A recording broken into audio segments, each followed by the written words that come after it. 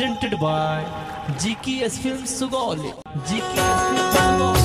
मन सपना के महल बनावे, मन सपना के महल बनावे, दुनिया ढेला चलावे, जिंदगिया के खेला समझ में न आवे, जिंदगिया के खेला समझ में न आवे।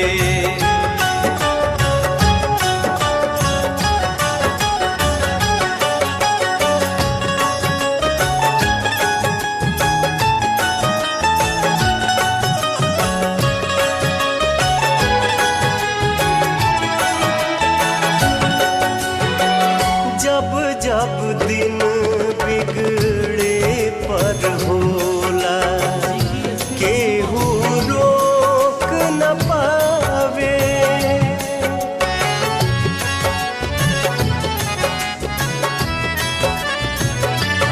ओ जब जब दिन बिगड़े पर होला, केहू रोक न पावे,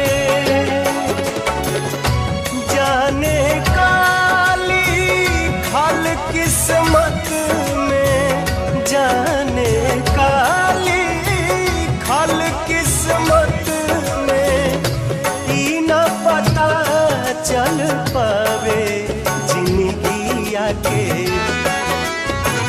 खेला समझ में न आवे, जिंदगिया के खेला समझ में न आवे।